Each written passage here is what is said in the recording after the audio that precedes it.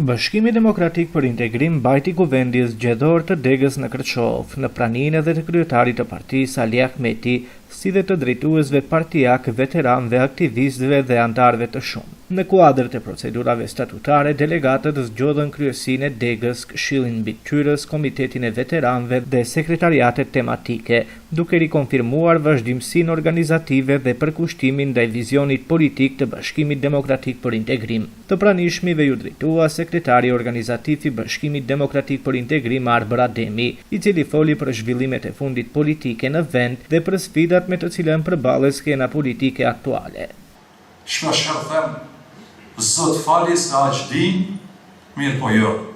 Koha po dëshmon se po e bëjnë me qëllim duke u shndruar në servis të qarqeve të cilët duhen të na kthejnë bas.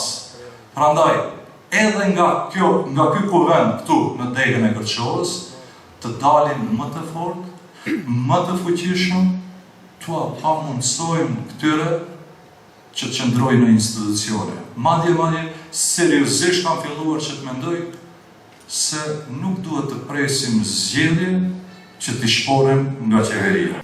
Nga ana tjetër, kryetari i Degës së BDI-s në Kërçov, Arlind Sejdini, theksoi se prioriteti kryesor i kësaj përbërje do të jetë rikthimi i komunës së Kërçovës në drejtimin e shumicës së qytetarëve. Sot para jush qëndroj me nder dhe përgjegjësi si kryetari i ri i Degës së Bashkimit Demokratik për Integrim Kërçov. Falenderoj secilin prej jush për besimin, për kushtimin dhe kontributin që keni dhënë ndër vite për forcimin e Degës sonë.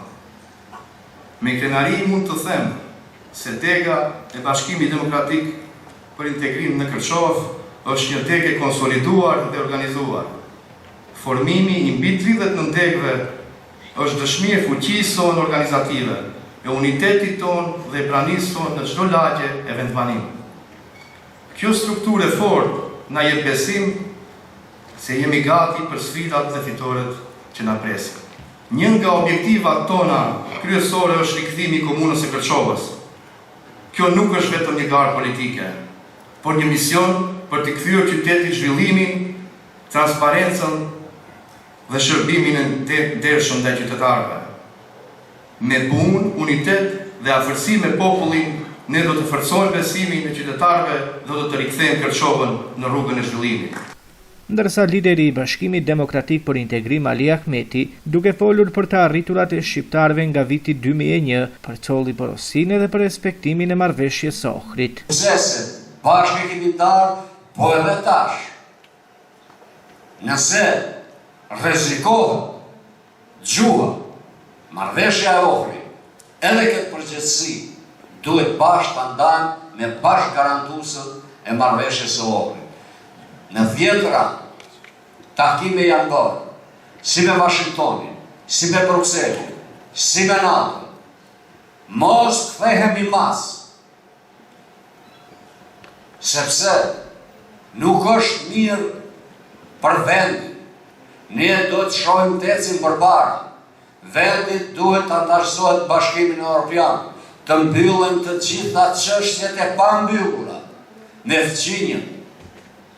Marrëveshja e Ohrit në frymën e gerë duhet realizohet, duhet të ekzekutohet dhe jo të shkohet ndërrohen rrugët, emërdimi i rrugëve, siç ndodhin në Tetov, apo iniciativa e gjykatës pushtetuese me 75 faqe kundër ligjit të gjuhës shqipe. Vëllezër motra, vdiqën kohrat kur shqiptarët i trajtonin kategori e tretë apo se ekzistonin fare dhe të hynin në probore. E të çmentin, pleç gra e fëmijë, kanë vdek të kohë.